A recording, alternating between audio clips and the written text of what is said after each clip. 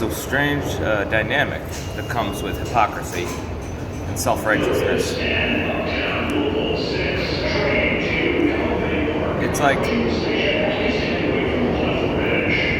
like the people who think they're the best and think they're better than everybody else. They're actually the worst.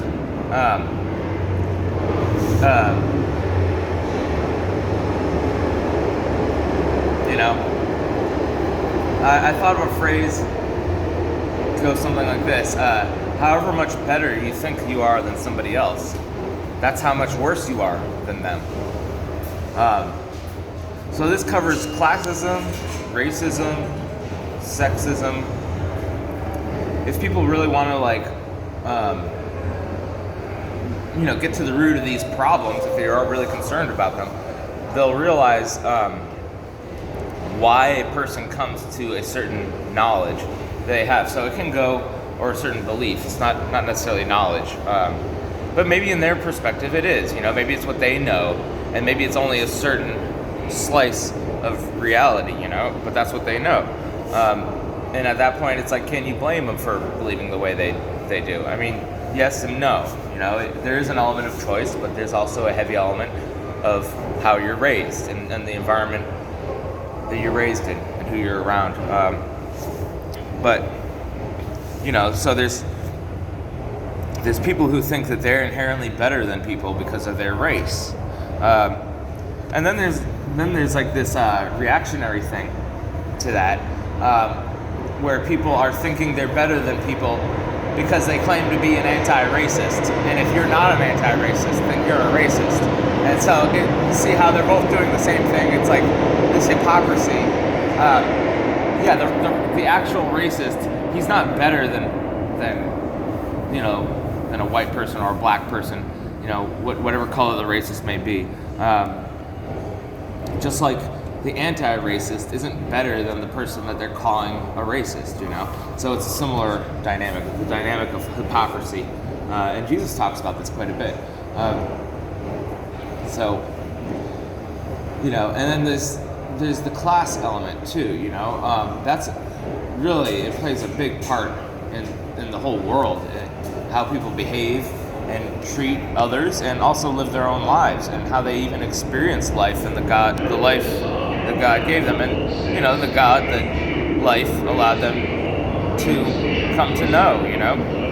That's the whole point of life, so you can know God, so you can be saved and go to heaven when you die. So people who think they're so much better than people because look at my monetary value and look how much more it is than yours. So therefore, everything I do has so much more value. Everything I say has so much more value. People care about me because of my money and my status and my success, and therefore I'm better than you. I mean, and arguably, that makes these people actually so much worse. And then all their riches are like a symbol of how much they don't care about anybody. They've spent millions of dollars on these things that they can't even fully use in their lifetime. They just have them as status symbols. And with that same money, they could have literally changed hundreds of thousands of lives for the better. Saved hundreds of thousands of lives had they really cared. But when each and every person in society is doing it like this, maybe a few people do it like that, and the world would still be able to go around. But now it's to the point where everybody is trying to be the top echelon of elitists. And you're only cool if you're up there at that point where you don't care about anybody, and you're willing to do whatever it takes to get to that upper level. Sell your soul in whatever way. It's truly horrible. It's horrifying. It's disturbing. It's truly evil. The truth of this whole thing is that people are truly just evil. No, they're not better than people because they think they worked so hard and that's why they have earned their riches. No, that doesn't make them better than anybody. It's still self-righteousness. It's still saying, look at me and look at all the things that I've done. And ignoring Jesus Christ and the most important work of the finished work of the shed blood of Jesus Christ, his death, burial, and resurrection. It says, whom God had set forth to be a propitiation through faith in his blood. to declare his righteousness for the remission of sins that are past through the forbearance of God. To declare, I say at this time, his righteousness, that he might be just, and the justifier of him which believeth in Jesus. So propitiation, if you break down the word, it's almost like pro-pity. It's like God set forth pity for mankind through Jesus Christ. So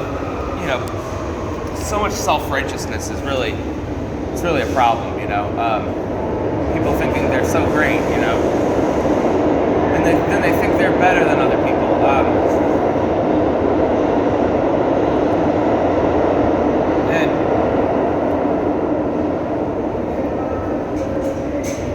So you have that element of greed and these elitists and approval based upon the approval of the elites, and it's an interesting thing.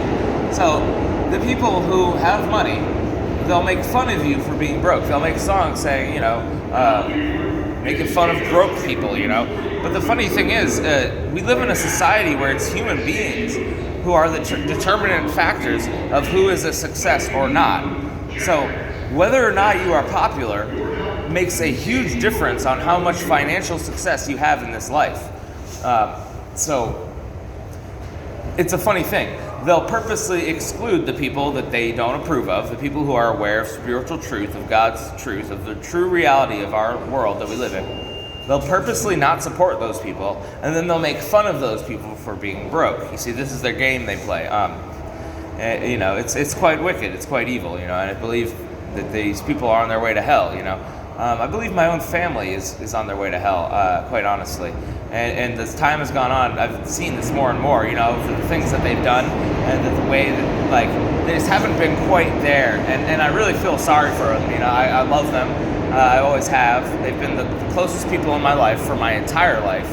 And but they've done things like, kicked me out of the house and ostracized me for the last years of my animal's life. Basically, it happened with my dog, and now it's happening again with my cat. And it's truly heartbreaking. It's about as heartbreaking as anything you can get, I just had a dream about my dog last night.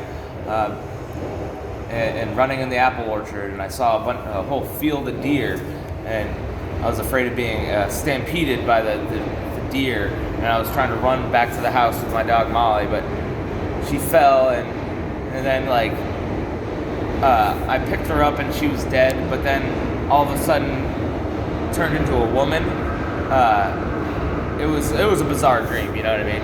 Turned into this beautiful woman. So I think it had some sort of meaning and symbolism, though, because my life is continuing to move forward. But yeah, to be quite honest, that's